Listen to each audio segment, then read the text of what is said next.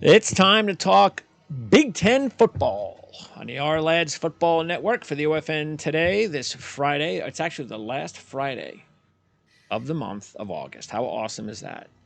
That We're means getting there. football. Yeah, right, Ryan? That means football, man. Football tomorrow. Not no game for Wisconsin tomorrow though, right? Nope, no game tomorrow. We got one more week. No week zero games for the Badgers. All right. Nope. Yeah. We've Big waited long enough. We can wait one more, but we got one more week. yeah. Uh, Ryan Harings joining us from LockedOnPodcast.com. Of course, you can find him specifically for the Wisconsin Badgers. We're going to have a link in the description area, so make it easy for everybody to check out where Ryan does his Wisconsin Badgers podcasts for Locked On. So good talking to you, Ryan. Looking forward to finding out what's going on with Wisconsin. It's the new regime. There must be a lot of excitement. Man, I tell you, this is like the first time you go to the movies and have your mind blown. Really, like, Jurassic Park was that movie for me, right? Like after Okay.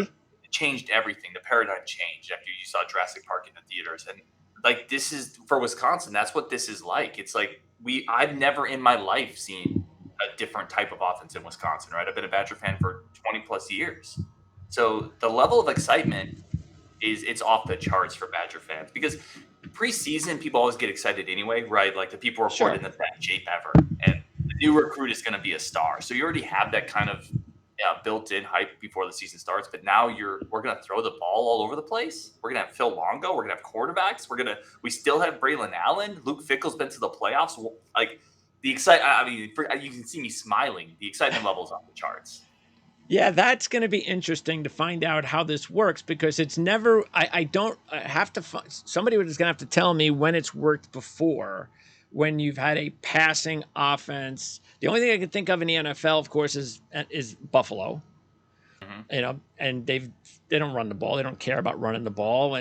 But in college, you don't see that very often. And I've seen it attempted, but working is another thing because once you, I mean, as you know, there's a lot of cold games, Mm-hmm. and passing games don't usually work in those cold games. So this is going to be very interesting to find out if this formula works.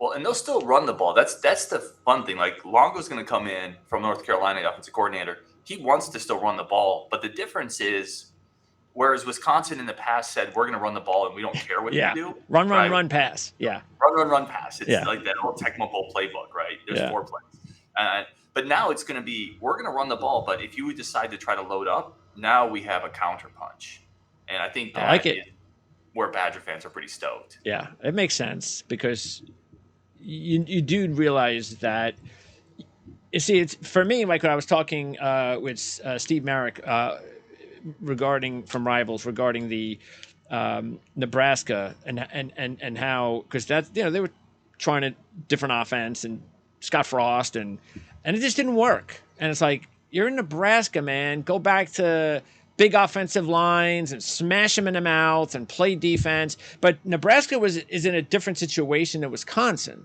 Wisconsin's they've had they're winning. They've been a winning program, so I can Mm-hmm. see the difference where it's okay. Yeah, but we got to do something different. We can't just. This isn't going to work for us to win a national championship. For us to be a national championship program, we've got to throw the football a little bit.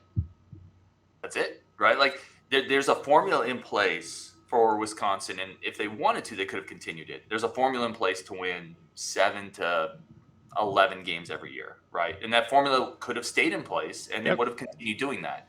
I just listen with every change. There's risk, right? There's a chance. There's a non-zero chance it doesn't work very well. I think Badger fans are pretty excited. They think it will, but there's also a non-zero chance that this raises the ceiling.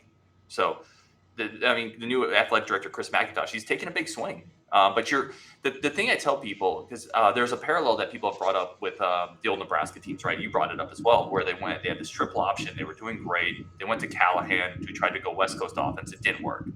Um, the difference is the Badgers are bringing in pieces that have proven track records, right? Phil Longo has a proven track record as an offensive coordinator. Yes. Luke Fickell has a proven track record as a head coach. Big time.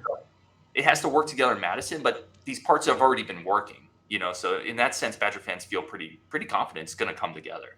And Tanner Mordecai has a much better background, much better accomplishments than the quarterback that just left. I know he was a nice little, he was one of those guys that just, I mean, every year, this time of year, I'd hear, "Oh man, Mertz looks so good. Oh man, this is going to be the year." And I would say every year, I don't believe it until I see it. I don't believe it, and Right. and it just never happened. So it's good that he's somewhere else because he needs to restart somewhere else. He's got talent. Maybe it'll work for him somewhere else. But yeah, let's start with Tanner Mordecai and let's start with this offense. And I'm going to go ahead and post up the depth chart while we're at it at our lads for the Badgers. And you got Mordecai. So yeah, I mean, is it 1 year? Does he have? Is this it?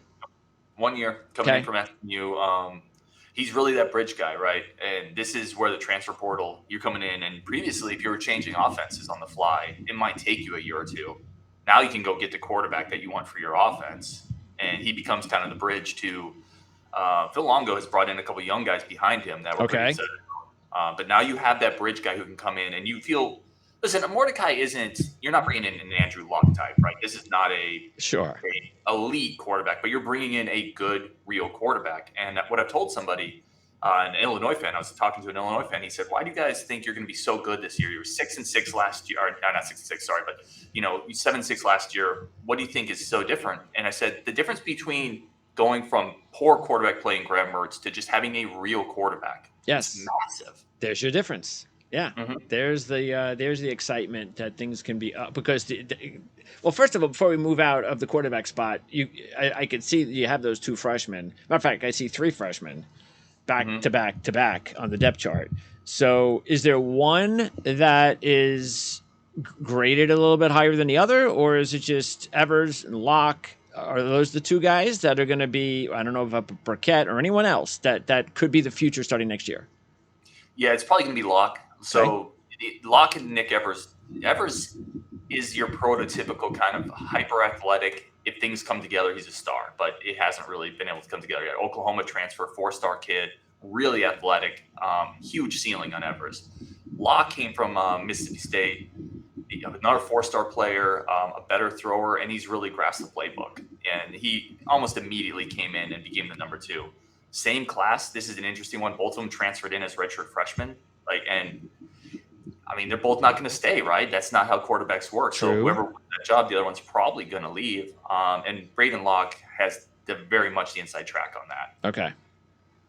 All right. So he looks like the number. So he's the number two this year, and Right. right now Pencilton is the number one in 24. All right. Correct. Then we'll talk about that running game, and this is what really, especially at this point, and I have no idea. No one knows unless he said it how much longer Allen is going to be, playing for the Badgers. But if this is it, this is still a huge opportunity. Passing game Mordecai, Allen in the backfield. Now everybody doesn't target Allen. Now the passing game should open things up for Allen, and this might be just a monster season for him. Yeah, that's so. Let me start with the first part of your question. This is the last year, It barring is something okay. great. Yeah, Allen's not coming back, nor should he. Right? We running back timelines, running back shelf lives have been talked about a lot. He's been in Madison 2 years. This will be his third. He's gone. He's basically confirmed it. And again, he should be right. So Yeah, sure. Allen is the secret sauce to this whole thing. We talked about Mordecai, we talked about Longo. We're going to talk about receivers, I'm sure. But Braylon Allen, for 2 years, has run into more 8-9 man boxes statistically than any running back in the country, and he's done really well. Right, 6+ yards per carry his freshman year, 5+ last year. He's a monster. He's put on 10 more pounds. He's up to 245. He's gotten faster, and he's going to have room to run that he has never had in his career. So what's going to happen is teams are really going to get in a bind with this Longo system because Longo's going to spread them out, unlike what we've done in the past. So teams are going to have to get smaller and faster. And then what do you do with a 245-pound running back? Yeah. Why did he want to get to 245? I mean, that's pretty big. So the interesting thing with Braylon, the really quick story with Braylon, he came in, originally he was potentially a safety recruit, and his body just kept getting stronger and bigger. He came in a year early. He came in as a 17-year-old. And I think at the end of the day, genetically, he's just a freak, right? In all the best ways. Yeah, And sure. he's just a monster. So Wisconsin revamped their strength and conditioning program this year. They brought in a really highly regarded guy from Cincinnati, followed Luke Fickle. And I actually talked to Brady Collins, is his name, and Brady said, "Listen, we're just going to let Braylon's body go where it feels the best." And he got bigger and faster this offseason. Said he cut out cheese and dairy as well, which Okay. for a Wisconsin guy, that is a major sacrifice. Yeah, right. So I think we are about to see one of the really, really great Badger individual running back seasons. I think you're right. If he can stay healthy. Yeah, if they win a lot of games and they're in contention for the championship and maybe even a playoff situation, then he's definitely going to have Heisman consideration. That's how big I agree the season could be. Anybody on the roster behind him that is the immediate future? Like, oh yeah, this is definitely the guy that's taking over next year. Do you have that guy yet? No, that's it for Wisconsin. It's unusual. So Ches Malusi, he'll be gone after this year as well. He's a competent number two, and then you have just question marks. So in the 24 class, they're bringing in two four-star backs. Well, they have two verbal commitments from two four-star backs. So Okay. they're bringing in a lot of talent. But on the roster right now, Cade Yakimelli is a converted kind of athlete. He came in, played safety last year. He's a good athlete, but he's raw. They brought in Nate White in last year's class, who is a really shifty, dynamic in the kind of get him in space type of a guy, but not a bell cow. He doesn't have that build. So no, they have pieces, but nobody that you would look at on the roster and say that's the next great Badger running back. Well, I wonder, like you said, even though it's unusual, maybe that's get used to it, maybe because again, it's just a different team now, a different offense, and maybe those guys aren't going to be really, hey, yeah, I'm going there because I know I'm going to be the bell cow. Well, maybe not. Maybe not. Maybe, but who knows? Again, after a big season, that could change everything. I'm sure a running back will go there and go, "Hey, I'd like to run like Allen did. I'd like to Well, take up those stats." yeah, I was going to say the other part of that is the running back number one next year. If I had to put money on it, is probably somebody we don't know yet because he's Yes, going to go from the portal. transfer. Yep, makes sense. All right, receivers. So I see some bunch of transfers. Actually, not surprising. You can start throwing the football. You're going to have receivers at Wisconsin now. And so who are the guys that we need to keep an eye on out of this new group? Oh man, we have talked about this so much this offseason on the Locked On Badgers show and in the community. This is the deepest Badgers I can receiver. imagine. We can't think of it all. I mean, I say we collectively. I don't want to speak for the entire Badger fan base, but it is really deep. You start with the returning pieces. Chimere Dike is still going to be a really good piece of this. He's a really solid, dependable receiver. Okay. He's going to play a lot. And then you have CJ Williams, the four-star transfer out of USC, who, he got in the field a little bit as a true freshman at USC last year, but that receiver room was so loaded. Oh, yeah. And transferred to Wisconsin. He's got unique physical tools. I think the guys that you really have to look at, though, it's DK. Will Pauling is going to play a ton in the slot, the Cincinnati transfer. And I talk about this a lot. The guys that transfer in when a coaching staff moves from their previous school, those are the guys you have to put like a little asterisk by because they've recruited them twice, essentially, right? And Pauling is a guy that feel great about. He's been blowing up in camp. He's going to play in the slot. He's explosive and fast. A low 4.4 guy, 4.39 type guy. He's going to play a ton in Mongo's offense. And then the other guy you got to look at is Bryson Green, the Oklahoma State transfer. Okay. He was limited in spring, didn't really play. And in fall, he is just blown up. He is a big, physical, strong receiver. And we talked about CJ Williams bringing something different. Bryson Green brings something different. Run after the catch type guy. He had a couple really nice games last year before he kind of got dinged up. Had a really nice play against Texas where he's just out physicals Texas secondary. So those would be the four I would focus on. Okay. But there is a lot of depth here. Both Keontae Lewis and Skylar Bell coming back from last year are really nice pieces as well. They're going to go 60, and it's going to be a competitive group for sure. All right. Now let's talk about the big boys. Usually you start with the big boys when you're talking Wisconsin football, but I know that haven't been as strong the last year or two. Maybe that's part of the reason why they've struggled. Who knows? You know. But talk about this offensive line group. How is it compared to some of the better ones that they've had or some of the ones that they've struggled with? Yeah, it's a great question, and it's a really good point about the recent Badgers offensive line maybe not completely being up to that standard. One of the things we've kicked around a lot and talked about is, offense is an ecosystem, right? And the Badgers offense has been broken for a while, for a couple years at least. And it's hard to be a really good run blocking team when there's no threat of pass, right? When the teams are putting 8 or 9 blocks every time. Yeah. So this is potentially, this offense helps that group as well in ways that people aren't really expecting, but it has fallen short of expectations. The star on the line, in my opinion, is Jack Nelson. He's going to be a high draft pick, I think, top 3 rounds, left tackle, big, physical, pretty athletic. Has a when he first came to the program, there were practice stories every other day of him getting in fights. So he's got that offensive lineman like mentality. Like he's the guy you want in an alley if you get jumped. He's that type of Okay. guy. So he's going to be the star. This is probably his last year. Okay. The big question mark here, Jake Renfro. I talked, again, Cincinnati transfers coming over, and guys you have to really asterisk. He was brought in to be the starting center. Period. Right? Coaches will say, well, competition. He was brought in to be the starting center. All AC performer 2 years ago. Yep. Big transfer portal win. LSU was after him. A couple other SEC schools, and then he's been hurt and dinged up the entire time, and he's not going to be full go for week one. Some lower body injuries. Those can, typically you're not getting healthier during the season, right? So that could be something that lingers. Okay. And he's not starting, which I don't think he's going to be, at least to start the season. That's a big hit to the Badgers. So Tanner Bortolini will shift over to center. He was slotted in as a starting guard, really good guard. He's going to shift over to center. He's had a few issues snapping the ball in practice. I think you're taking a hit at guard and at center by losing Renfro and then moving Bortolini over. Yeah. Joe at least Huber, it's Buffalo, though. Yeah, and that's a great point. Yeah. Wisconsin has a couple weeks. They have Washington State week 2, which that could be tricky. Yeah. They got to go on the road on that one too. But then they have Georgia Southern, so they have a little bit of time. Yeah. But what you'll see is Joe Huber will slide into the starting guard spot. Cincinnati transfer to take over for Bortolini. Bortolini will shift over to cover for Renfro. Okay. And how's the right side right now?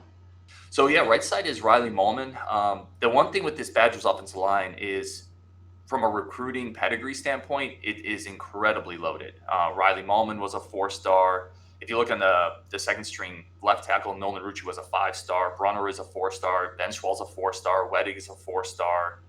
Wow. They have their entire basically second unit is 4 or 5-star. And where are they basically from? Mostly Midwest. Rucci's a Pennsylvania kid. Brunner, Benchwall, Weddig are all Wisconsin kids. Those are all 4-stars. Nelson's a Wisconsin kid. Okay. Is that how it normally is? Like the more than 50% of their offensive line kids usually come from in-state? Yeah. Okay. And interestingly enough, Wisconsin has lost the last couple cycles. Badger fans have lost in-state offensive line prospects that they don't normally to Penn State, Ohio State, Notre Dame. Schools have come in and really take some of those 4- and 5-star kids, or 4-star kids, say. But I don't know if it's too early to say if that's going to be a trend or if that's kind of that's also in the midst of a coaching transition, right? True. So we'll see how that plays out. Okay. And give me another guy besides Nelson, who's and you mentioned Renfro, but give me another guy that could be, maybe even next year if Nelson leaves, could be the guy that we need to keep an eye on, or somebody that could leave this year. Tell me give me another guy, another prospect possibly. Yeah, for sure. So Riley Mahlman, we'll go to right tackle. Riley Mahlman, speaking of a really highly recruited, highly regarded kid, huge, 6'8", 6'7", big frame, moves really well. Again, talking to the Wisconsin strength and conditioning guy, Brady Collins, director Brady Collins, I shouldn't say guy, the director of strength and conditioning. He said Mahlman had a great offseason, and he's always a player who's had tremendous physical skills. Okay. He could be an NFL guy if it comes together for sure. So and if he puts together a great season, it's not impossible he could leave early. Okay, so he's the guy to keep an eye on once we get past Nelson and maybe even Renfro if he's back and healthy. Okay, let's move on to the defense. And so what's up with this defense? Not as many returning guys as the offense, but still a lot of guys coming back. And that's the thing, too. There are a lot of guys coming back on this team, a lot of starters, so that's a big deal. Throw in the transfers, and there should be some additional confidence there. But I can just see by looking, of course, at the depth chart, there's most of these guys played last year. There are a lot of pieces in that front seven coming back. Unfortunately, the two biggest pieces aren't. Nick Herbig went to the Pittsburgh Steelers. Keanu Benton also second-round pick Steelers. So they lost their 2 impact guys in the front seven. How they're going to replace those is one of the biggest questions I have this year. I'm a little worried about the pass rush because those 2 players individually generated so much of it last year. So that's going to be a bit of a concern. But there's a lot of, especially we'll start on defensive line. There are a lot of physically developed upperclassmen coming back with experience. Okay. James Thompson Jr. is, I think, probably the star of that group on the defensive line. He's somebody that people have been pretty excited about in practice. He's been flashing. Darian Varner is a transfer coming in from Temple. Varner had 7.5 sacks last year. I think they're really counting on him to be the guy that generates pressure up front, that generates some havoc. He's up to 270. So he's a big key to this, and we haven't really seen him. He missed spring with an injury, and he's just working his way back into fall. He's back now. Okay. So we really haven't seen him, but I know from speaking to people connected to the program, they have high hopes for Varner replacing the pass rush that was lost. And who was so if you had to take one guy also up front, and you mentioned Varner, so we got to see, but he's got some stats that are interesting enough. He's got to raise up in competition, no doubt, but still, is there a guy that is coming back that you look at the defensive line and go, okay, maybe this is a guy that could have a bright future? I think it has to be James Thompson Jr. Okay. I think he's the guy that you circle and say, this is his year to break out. Been in the program for 4 years now. Really good physical tools. He's pretty explosive. It just hasn't quite come together, right? Like sometimes you look at players and the physical skills look better than the film necessarily they put out so far. But Yeah. I think this year could be a breakout for James Thompson Jr. He's a guy that people have been talking pretty highly about. The people that have been able to go to practice and see him. So I would circle him as a Okay. potential breakout candidate. And they need it. So, all right, linebackers. So everybody's back, right? Except Except for of course the edge guy, yeah. Which I'm, yeah. I mean, yeah, Herbig's not, but yeah. Talk about all these guys though that were here last year. really deep, right? This is a really deep linebacker group. There's a lot of options. I'll start on the inside. The inside linebacker group is really good. There's 3 starters there for 2 spots. Okay. Muma Nanjameta is, which took me a year to just get his name correct the first time he got on campus, but redshirt senior now, has played a lot of ball, was really good last year. Really, really physical, great run stopper.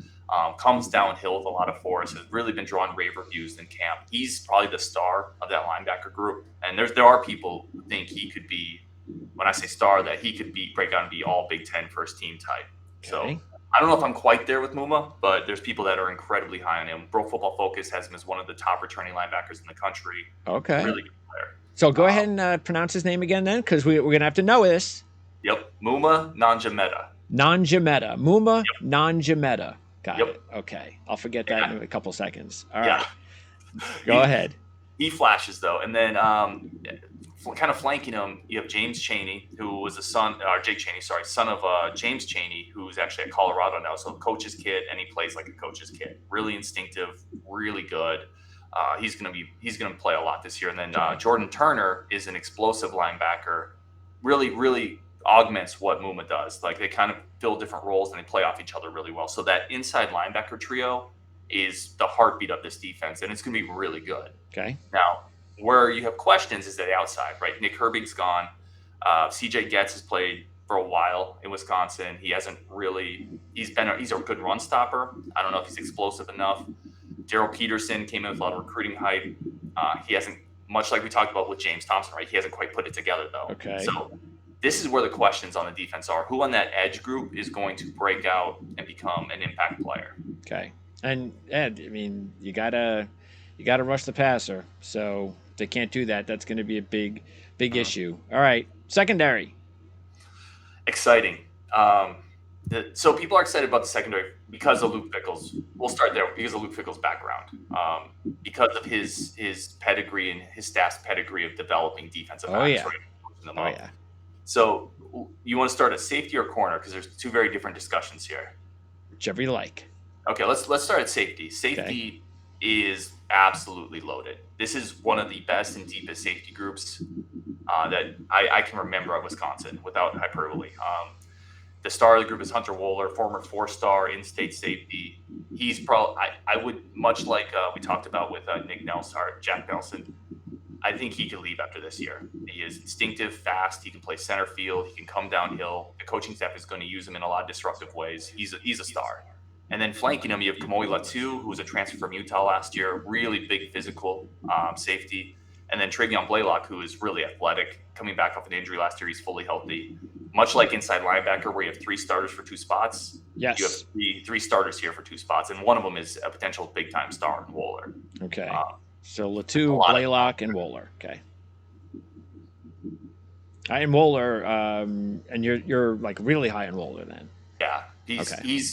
maybe the uh, he's maybe the best player on defense. I mean, it's him or Muma. Depends on who you kind of talk to. Who's going to be the MVP of the defense this year? But he's a guy that probably we would have heard more about. But his first 2 years, he's been a little with minor stuff, plagued with injuries. So he Okay. hasn't really been able to put a full healthy season on tape. Okay. Now, listen, hopefully he can this year, right? You can Yeah. never predict, but he's fully healthy now, and if he's fully healthy, he's a star. Okay.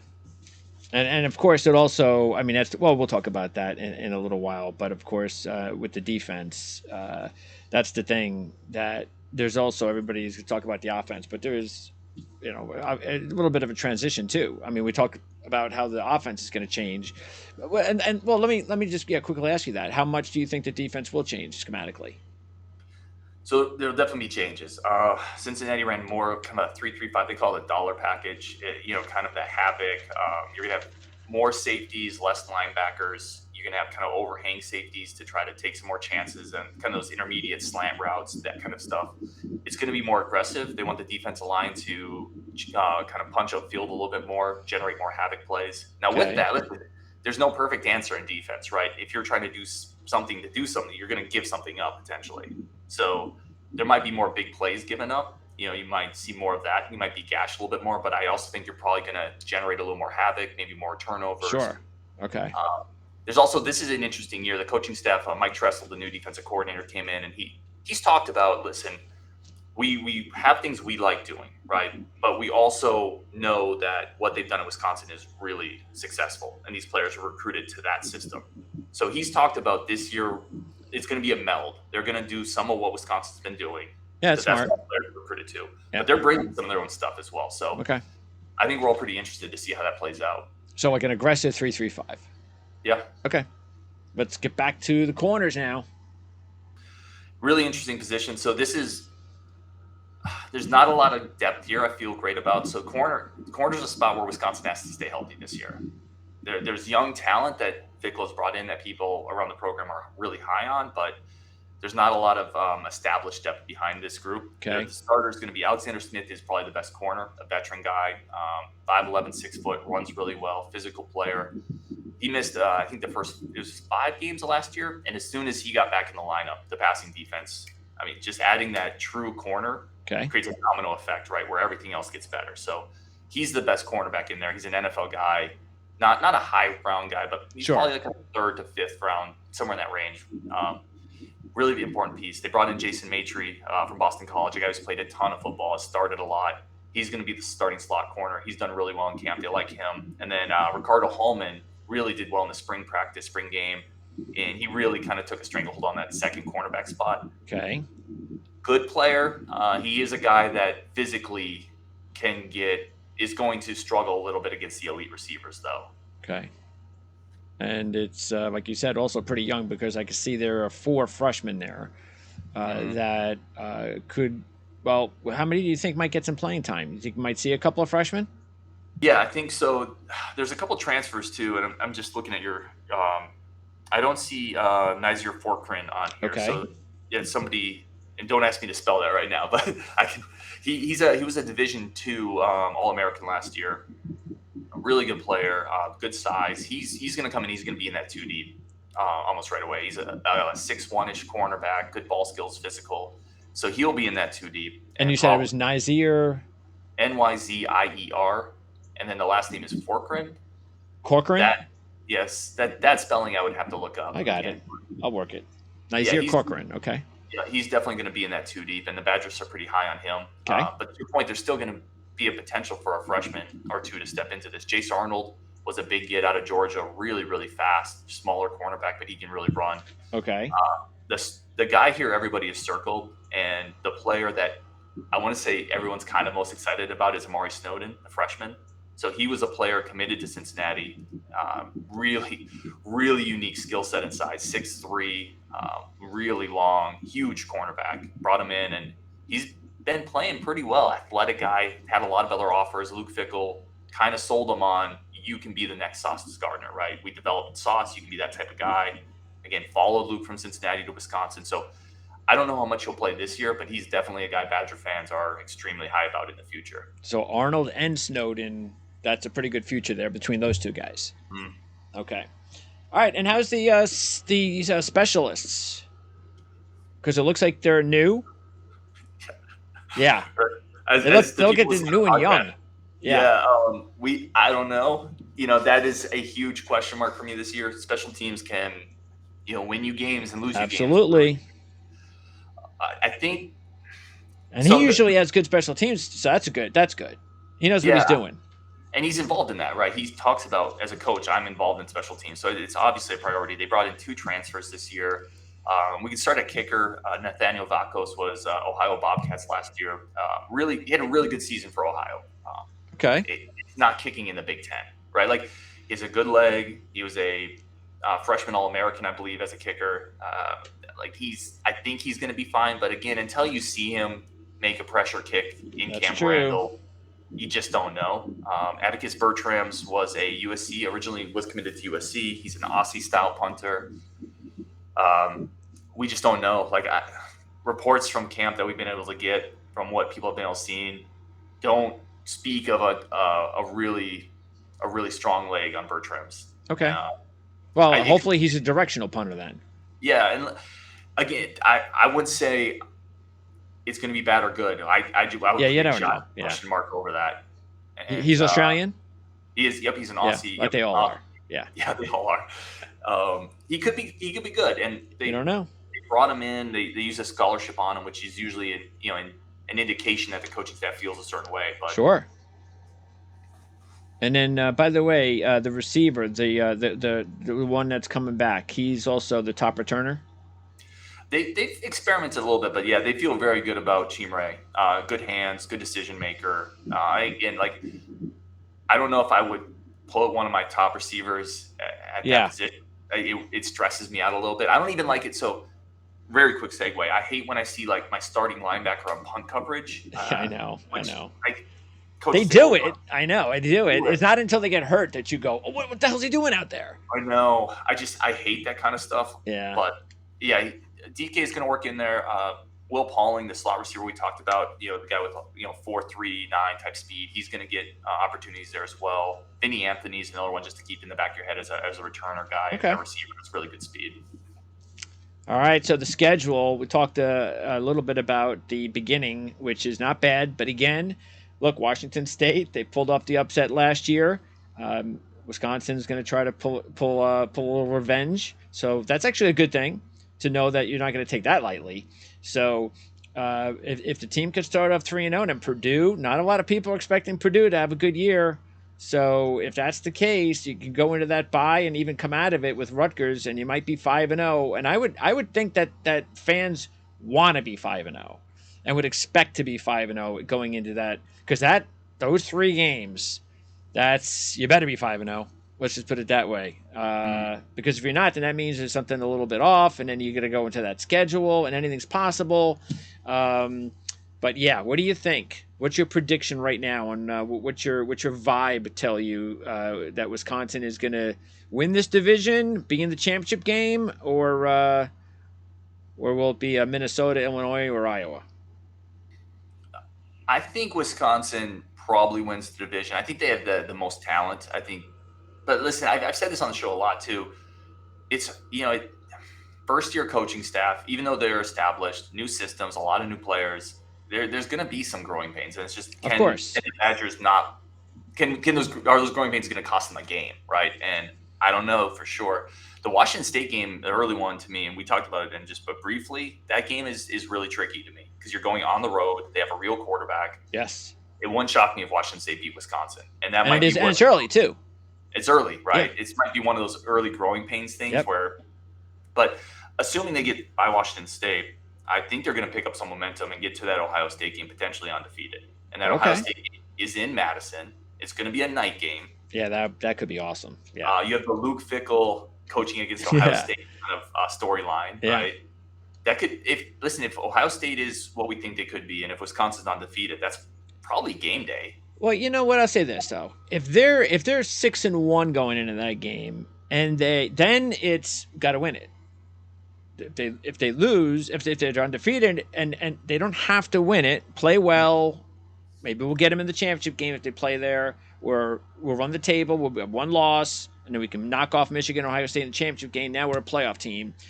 Right. So I think either way is that's I think that's what you have to. That's what I would be thinking if I'm a fan. Is that even if we're undefeated and we lose that game, it's okay. But if we got a loss, that's the game that's going to decide our season. Yeah, I think that's pretty accurate for a lot of fans. I mean, fans are really optimistic, right? Like we've done shows where live shows where people call in, and we're talking Heisman for Mordecai, playoff year, right? And like so, it's hard to kind of pull back on that a little bit because we're fans, right? It's like I tell people all the time, it's okay to be excited. Be Sure. excited. That's what being a fan's all about. Yeah. However, it's probably not going to be as perfect as we think it is going to be in No, year it won't one. be. No. But I still think it's going to be a good year. I And agree. partially because of the talent, but you looked at the schedule, it's not a hard No, it's schedule. not. No. No. Again, that's the thing that is. I think that Washington State game is big if they really have playoff aspirations. Because you lose that game and you're not gonna be a playoff team. It's just not going to Agreed. happen. But if you lose an Iowa game or an Illinois game, that's different. As we said, then you can still upset Ohio State and run the table, and anything's possible. So anyway, yeah. And look, even if we're not talking playoffs, there's still I would agree that just getting to the championship game, I think would be disappointing if they didn't get there because they do have the talent. There's just no doubt about it. Nowadays with the transfer portal, that's how quickly you can fix things, and I could see that happening. So I would probably predict myself that Wisconsin would be the team that represents. Yeah. Last year too. We don't know that yet, right? We don't know what they're doing yet with this whole crazy realignment, divisions, no divisions. No, It's no going to be clue. crazy. No clue. Yeah, it's because just all just I know we haven't talked before. My channel, my viewers know. So I grew up in New Jersey. So I am and always will be a Rutgers fan. I'm loyal to my state. That's my team. But when I grew up a long time ago, back in the '70s, you didn't have Rutgers. I mean, nobody cared. So you had to root for a big team, and I picked Michigan.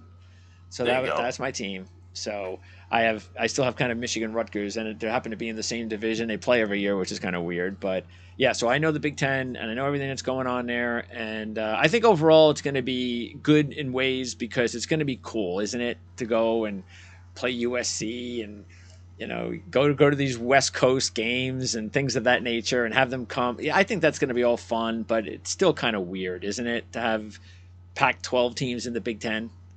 Yeah, it's super weird. I'll be honest. I don't love it. Love it. I like the idea. Listen, in a vacuum, I like the idea of playing Oregon. Right. I Of like the idea of course. playing USC. I like the Yeah. idea of playing UCLA. Yes. What I don't really love, and listen, nobody cares about what the fans really want, Of course. right? They don't care about us. Yeah. Right. It's about money. And we all know that. We're Yeah. not naive. But just from a fan standpoint, like the Big Ten, it's like if you have a really cool little city block, right? And your block's great. You have your cafe you love, your coffee guy, you say hi to Joe the neighbor every morning. Now it feels like we've lost that community vibe Yeah. in a way. And I don't know the other communities. And honestly, I've never really wanted to. Yeah. It is what it is. But again, from a football standpoint, we're gonna have bigger and better matchups, and that's what it's all Yes. about. Yeah. I just don't want to lose any of the rivalries either. Mhm. So Minnesota is the biggest rivalry for Wisconsin? Yeah, although listen, it's Minnesota 1A for sure, like Minnesota, but it's Iowa 1B. Iowa. Okay. Iowa is a huge. Do you Wisconsin can't lose either of those. so you don't think that you think that they're going to be able to hold on to those two teams every year? I think that's vital, right? Okay. And you talked about the rivalries; those not so every. And I like what the Big Ten had done previously. Not every school got the same number of protected rivalries before. Obviously, that all is blown up now with the new Pac-12 schools coming in. Like Penn State wasn't going to have a protected rivalry, for example, going forward, and it made sense. They don't. Who is really their rival? Yeah. Wisconsin. The only rival they could have is if Rutgers became good. That's it. But that could be a while Yeah, or and they're never. probably not consistent, right? And so Wisconsin had two. Wisconsin's protected rivalry every year was Wisconsin and Iowa, and that was great. And I think they'll fight to continue that because those rivalries are so important to the fabric of the conference. I'd be very disappointed if that didn't continue. Yeah. Well, because I was talking to Scott Wright doing the Oklahoma State preview, and he told me that Oklahoma and Oklahoma State can't play for 13 years, Hmm, which is crazy. Now, that's terrible. I would guess that you get to a bowl situation because they still have bowls. If they don't make the playoffs, okay, let's match up teams that lost their rivalry game and we put them together, sell out. Hmm. So that I think will help a little bit because there's no way they're going to go 13 years and not play each other. There's just no way. They'll figure out somehow in a bowl or something. But that's just it is possible. And Oregon State. You talk about Oregon coming over. I talked about with Rob Mosley about that with Oregon. What are they going to do? They don't know. Yeah. Oregon State maybe for a while. No Civil War rivalry that's gone on forever. Apple Cup, right? Washington State. Yeah. It's So, not good. Like those things make me sad, and I'm not even involved in those rivalries. I know, right? Like it's not because listen. I would be heartbroken if something came up between Wisconsin and Minnesota or Wisconsin and Iowa. We couldn't play Sure. them. Yeah.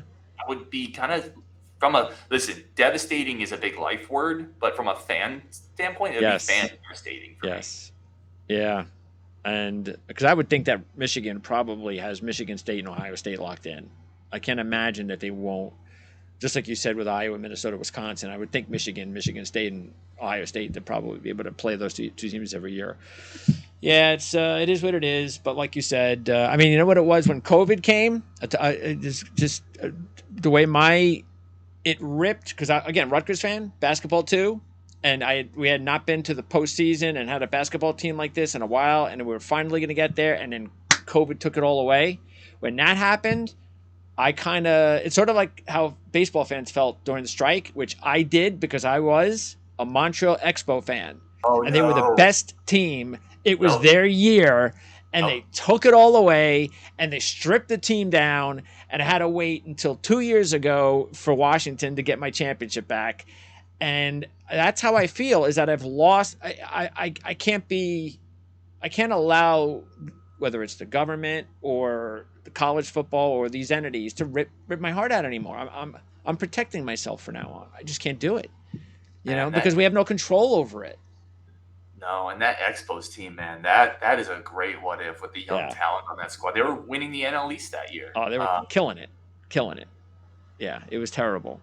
So yeah, I've been having my heart broken twice in that situation, and there are going to be some fans that are going to be new, and but maybe they'll protect themselves after COVID too. Maybe there is situation because I remember, what was it? Dayton. Didn't Dayton have a really good team, like a top 10 team? They had that star player, and this is going to be the best year for Dayton, and then they had the COVID, and that was it.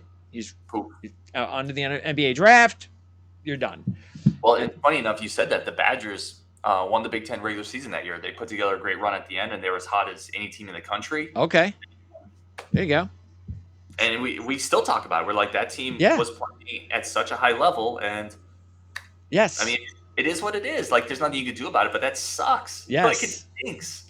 And that's why it's like, yeah, okay, I love it. I'm passionate as a fan, but you have to protect yourself because you can't control these things, and you can't just let it get to you. But I know when you're a kid, especially, you're not going to listen to me. You're gonna still be all in, and you're gonna live and die by your team, and you got to grow up. You got to mature, and get life handed to you a certain way that we've had our lives. Unless of course you're a New England Patriot fan that grew up about 15 years ago.